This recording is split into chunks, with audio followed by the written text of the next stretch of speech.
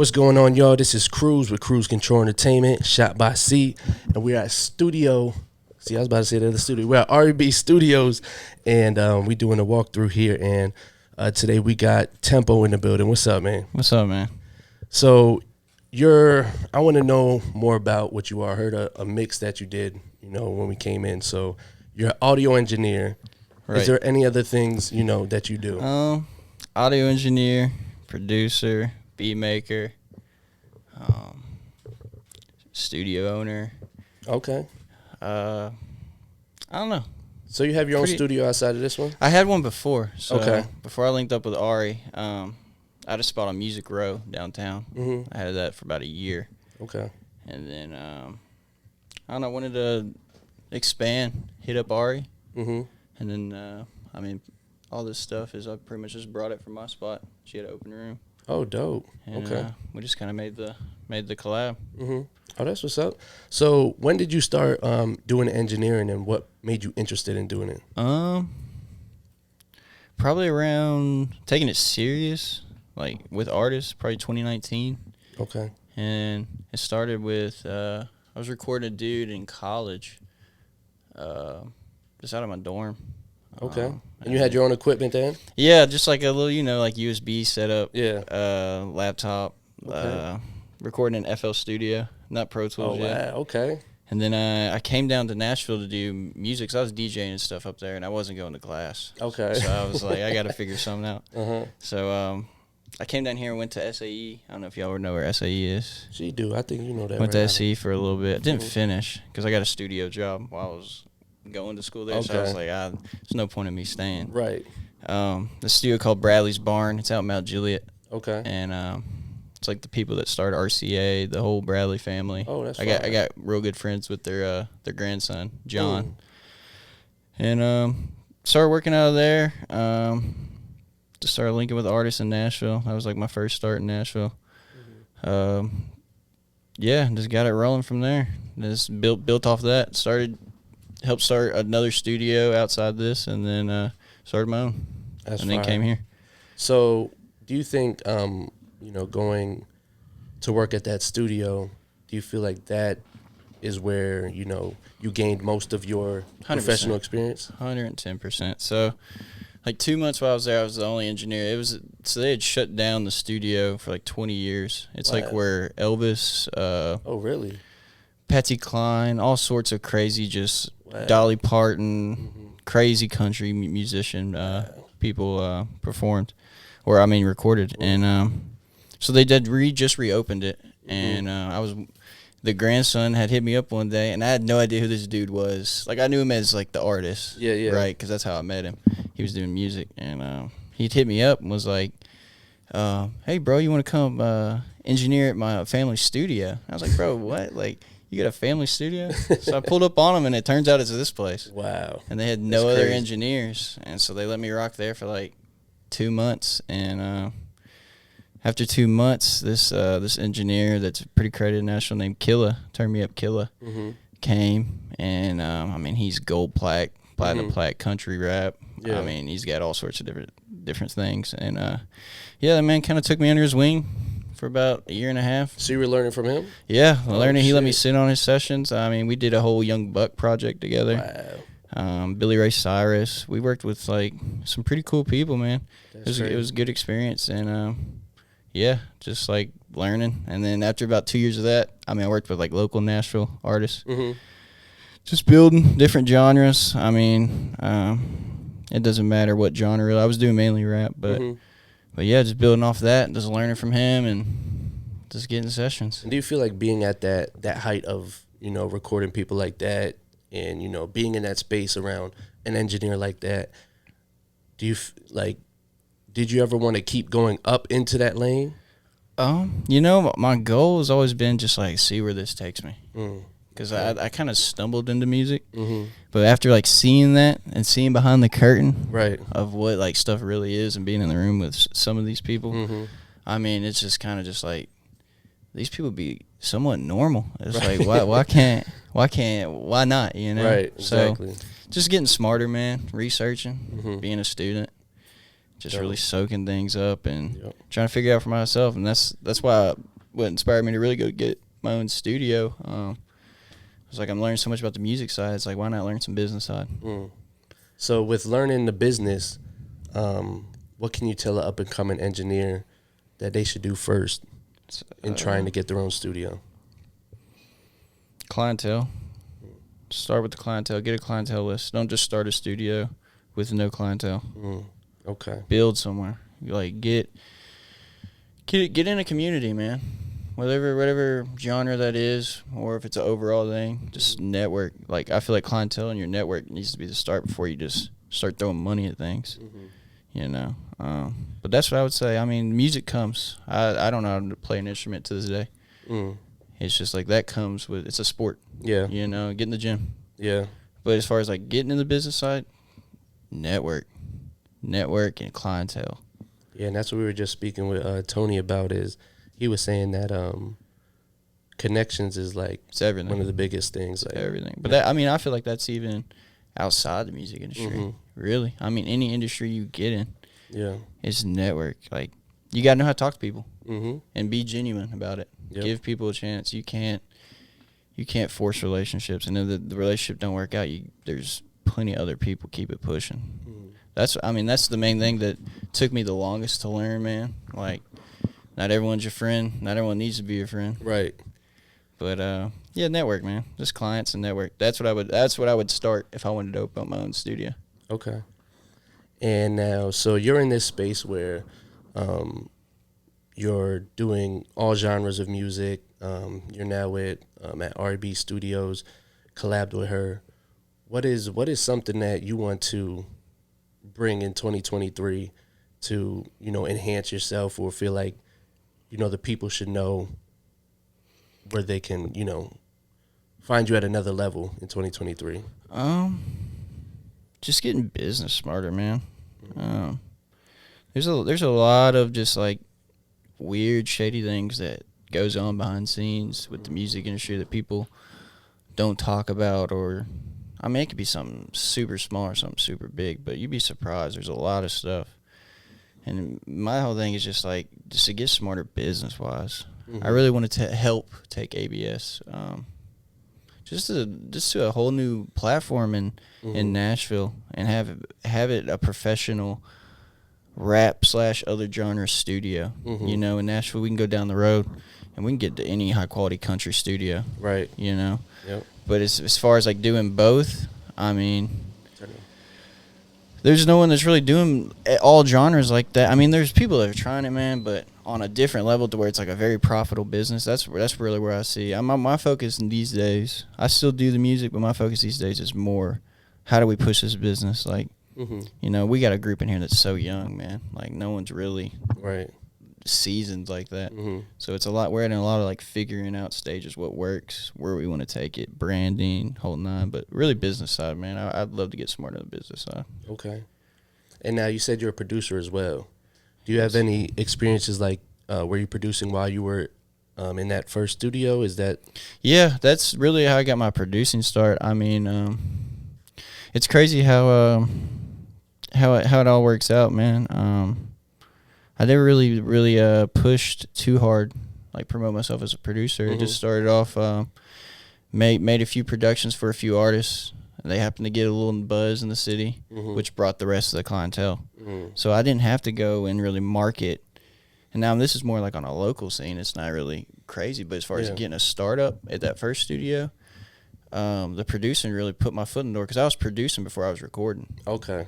So it was like the only reason I really got into recording is because every single beat I would send out, or with these artists, they'd send back mixes. And I just, sound terrible. It was just not, I didn't enjoy it. Yeah. And it's like, at the time, I didn't know how to do it. Right. So I was just like, well, if I can make the beats, surely I can figure out this. Because you got to mix the instruments too, right? 100%. Like the whole nine. Like if I'm not enjoying it, I know the general public's not going to enjoy it.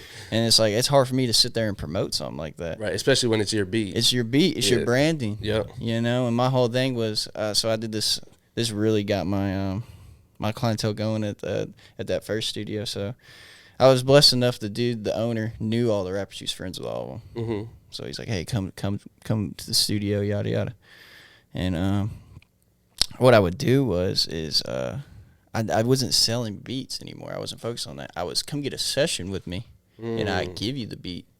That way, I'm controlling the quality. That's hard. So if like you're getting a beat from Loud Tempo, you know it's gonna be high quality. I wasn't sending beats out to nobody. If you want to record, you have to come record with me. That way, I know my mixing's on it. That's smart. So as every single song that came out with my tag behind it, it was just like, why is this song different? It wasn't like the beats were any better than anybody else's. It was just they were recorded better. You had all the stems. You had all the stems. They were recorded better. They were mixed better. Like they were hitting harder, and people weren't realizing that. They were thinking, "Oh, no, he's just a great producer," which is respect, appreciate it. But my focus wasn't even on that. That's what the crazy thing about it. It was the quality control, and that was like one of my first steps of really building clients. Because after I started doing that, I mean, everyone started rolling. Man, I heard your song. Da da da. I gotta.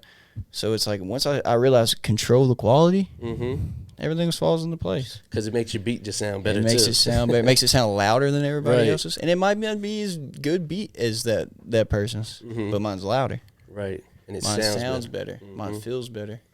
Right. And at the first studio, bro, I mean the equipment they had there is. Yeah, you say it was from RCA. Yeah, top of the line equipment, bro. We're recording on like a $10,000 mic. I mean, made it easy. When you did that deal, when you were given the beats and they come record, did the studio get percentages off your time there? So my situation there was more like I just paid out the session. Like it was like if I sold a beat, that was my money. Right. But like every session, yeah. If there was time spent in that studio, I would have to like break off and pay my dues, of course, you know. But no, that was more if I wanted to make money or not. And I was sacrificing at the time to get the name and the branding going because I'm not the most internet person. Like I'm not posting every day. I'm not trying to do that. So this was like my kind of work way around it to get into the Nashville scene. Because when I came to Nashville, I didn't know anyone in the music scene. Right. I mean, I might as well not have been from here. Yeah. You know. No, I can relate. So I mean that alone, it was like took advantage of the opportunity, and it just kept leading out there, and I just try to stay on that, try to stay as focused as possible. That see who I mesh with, see who I don't, see who's a waste of time, see who's not. Yep. You know, and just different avenues like that. But the quality control thing really, that was like the one thing that really put me. Do you still do those? I do, but like recently, I haven't been really recording too much. I cut down my clientele list so much, man. Just to be able to have the brain space to focus more on the business side. I think I'll crank back up, but no, I definitely still do that. I mean, the quality control is everything. If I'll send it to someone, if I know, I'm like, who's your engineer? Yeah. You see what I'm saying? Yep. Like I'm asking those questions, and like they'll be like, man, you didn't send the beat. It's like it's the little things like that, like that people don't realize. Like, yeah, you might have lost out on a few $100s, but I mean, you're talking your brand at this point. So you're basically saying somebody comes, they like, I want to buy all the rights to it. Boom. Whatever your price is, they're like, I got the money right now. You're like, listen, if you ain't going to engineer it right, I'm not going to sell it to you. For their average client, and it's just regular price. Yeah, I mean, I'd think about it. Now, if they're coming out here and they're just cashing me out, I mean, who wouldn't? Right. But as far as just like want to sit down and get a production for me, want me to have my hands, I like to have my hands on my records. You know, I don't like just to sit and make 20,000 beats and send them out and pray someone gets on them. Like I feel like that's young me. That's a lot of, and it's annoying, like, because I'm an artist as well, right? And it's annoying that I feel like, you know, it's someone trying to sell me car insurance or trying to sell me. There's no human. Yeah, exactly. And like it works sometimes. Clearly, people been successful off it. I ain't knocking it, but it might not work for everybody. And my whole thing is like I like to be, if I'm gonna do a record, I'm gonna spend the time. I'm gonna go over and beyond, whether you paid me $2 or you paid me $3,000. Right. So it's like I'm more worried about my time at this point. And I like to be hands-on, man. I like to, if I want to take out an instrument. If I want to rearrange the beat, like there's a lot of times, there's another thing I do, I'll give that's worked really well for me is like by doing that, you have the vocal stems. And so how I got around the YouTube beat thing is artists would bring in YouTube beats, but they wrote to them, so they got to record on them. Like, you know how artists be. Which is whatever, you know. But they some of them don't want to buy them. Yeah. So if you don't want to buy it, let me record it. Now I got your vocal stems. Now I can take that vocal stem. Let's make a beat around that. And your job's done. You didn't record it to it. You sit back. Right. And I'm not remaking beats because that's not what I'm on. But You making it off of the I'll vocal. make a whole new beat, rearrange it, shorten things like that. I think that's like the more fun part about music, rather than, hey, throw me this little bit of money, get in the studio, see you on your way. Right. There's like, I feel like that's not the point why I got into music. You know, if I did that, I'd just be a salesman, door to door. Right. Exactly. You know, so I don't know. There's different little things I do, right or wrong. It's worked for me, but When you don't make it about the money, that's when the money comes. 100%. And if not the money, the opportunity. Right. You Exactly. know? It's not. I realize it's not about money. Don't get me wrong. Money's cool. Money's cool, and you need it. Right. We adults, we got bills. Exactly. But at the same time, my biggest opportunities was off of doing something for someone, but it's calculated. Right. I'm not just out here, anyone off the street. Right. Like, it's calculated. But my opportunities from that, I've realized you do those, that brings the money. Because people see that and they're like, how do I get that? Now you put a price tag on it. Yep. But if you're just out here hey, I charge $2,000 with nothing behind it. Exactly. You better go to that gas station, buy a lottery ticket. Yeah. Like, when you build the brand sells itself. the brand sells itself, and I feel like that's super crucial, and it works for some people. Don't. I think it has a lot to do with people's personalities. You meet all walks of life in music. You know, some people can do the sales thing, and like they're real good at it, real successful, and they're still getting good products out of it. Yep. Sometimes it don't, but that's one thing I've noticed. People think there's a one thing all to the music industry, and in business there's a blueprint, but it's like once you know the rules, you can break them. Exactly. And find what works, and the little things like that, behind the scene things, is what will bring the bigger opportunity. But I feel people are too desperate for just the opportunity, not patient for the big opportunity. Right. You know, and that I feel like that's a lot of things with the music is if you want that big opportunity, you really got to sit down and calculate it. Don't be ungenuine, but you see what I'm saying? Like, calculate it. Do little things that'll make a big thing. Don't just all in on every single person. Desperate Chases money away. I realize that. That's hard. Money is terrified of desperation. Terrified, bro. Listen, I've been in positions like that where, you know, I could do something and it's like, now I gotta go out and just do it. It's like the failure of that brought me to the opposite side of that. Right. And I feel like that's the beauty of the game. People don't realize this shit's a game. Right. Like, I really view this shit like a real deal video game. Like, this shit is a game. Yep. Like, you gotta do some things, see if they don't work. Go check it out over here. That's you do that long enough with age. You figure it out at that point. Yeah, exactly. But some people, they do one thing and woe is me, and you can't have feelings in this. Like, this is a game. Yep. There's Kobe's in this game, and there's bench players in this game. Right. Someone's got to be both. Exactly. There's a spot for anybody. There's a spot for anybody, you just gotta bro. And that's work for your spot. That's the beauty of the music game, man. And it's like that in all genres. People don't realize, they think me being able to work with all genres, they think, now country's different than rap. They don't realize these people move the exact same. You know, there might be some shiesty people in rap. There's some shiesty people in country. Right. People think it's all green and stuff like that. Like, the game is the same. It's just different cultures. And I feel like working with different music, that's a way to learn the different cultures. Exactly. You don't have to accept the cultures, but you need to learn them if you're going to operate in that space. Right. You know, because that's what it is, and that's how it's been for a while. Yeah. So if you want to do country, learn the culture, learn the community. If you want to do rap, learn the community, learn the culture. But the game's the same. Exactly. The game is the exact same. So where can the people find you at, and where, if they want to book you specifically, Loud Tempo, where can they find you? They can hit me up on Instagram at Loud Tempo, or hit up REB Studios page and ask for me directly. Figure something out. I'm not the easiest person. I'm easy to get in touch with. I probably just need to make it easier for people to get in touch with me. If that makes sense. Like new people. Right.